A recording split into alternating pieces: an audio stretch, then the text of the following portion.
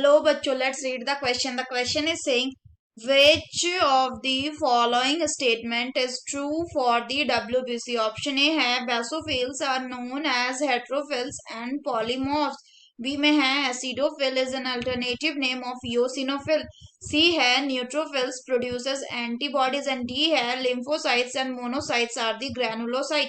तो आइए देखते हैं हम इसका की कंसेप्ट। तो अगर हम बात करें इसके की कंसेप्ट की, तो इसका की कंसेप्ट हो जाएगा वाइट ब्लड सेल्स, या इसको क्या कहते हैं, इसको कहते हैं WBCs या फिर ल्यूकोसाइट।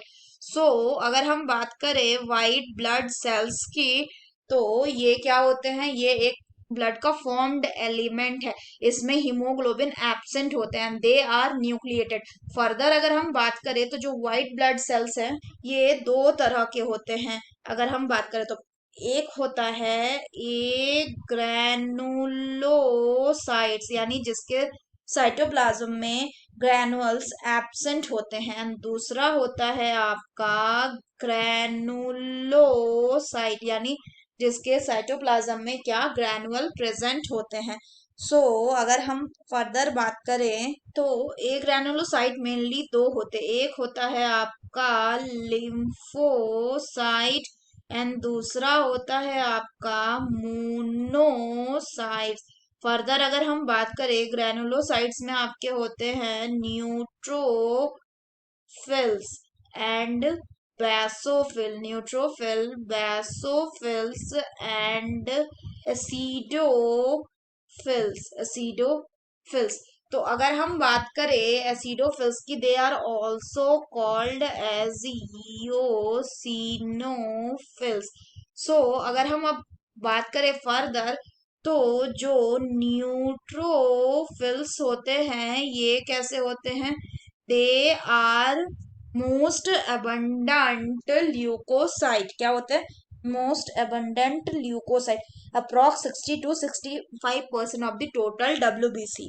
और ये कैसे होते हैं, neutrophils along with the monocytes. ये दोनों होते हैं आपके फैगोसाइटिक इन नेचर। ये दोनों कैसे होते हैं, फैगोसाइटिक इन नेचर। इसमें अगर हम न्यूट्रोफिल्स की बात करें तो ये अराउंड होता है 60 to 65% of the total WBCs। And जो मोनोसाइट्स होते हैं ये कितने होते हैं, they are around the 6 to 8% of the total WBC।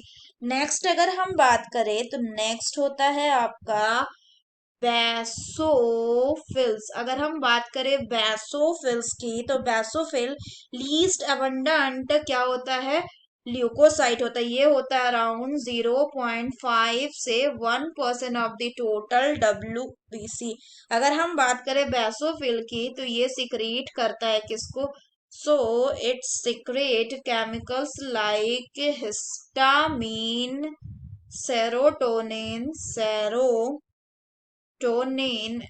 And heparin, and इसीलिए it is involve in the inflammatory reactions. Further अगर हम बात करें तो नेक्स्ट आता है आपका ईओसिनोफिल्स। तो ईओसिनोफिल्स जो है ये generally 2 to 3% of the total WBC होते हैं।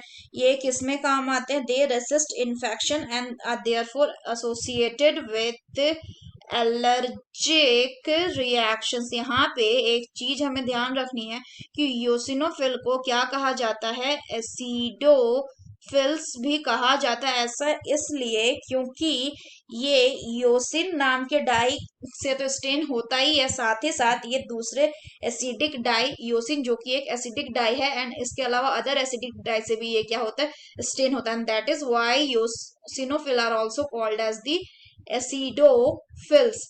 तो अगर हम नेक्स्ट बात करें तो नेक्स्ट आता है आपका लिम्फोसाइट्स में मेनली दो तरह के होते हैं, एक बी लिम्फोसाइट होता है और एक टी लिम्फोसाइट होता है। और ये दोनों रोल प्ले करते हैं किसमें, इन दी इम्यूनिटी में। और ये कितना होता है, they are around 20 to 25% of the total WBC। अगर हम दिए गए ऑप्शंस की बात करें तो करेक्ट ऑप्शन कौन सा होगा WBC के लिए? The correct option will be option B, that is acidophil is an alternative name of the eosinophils.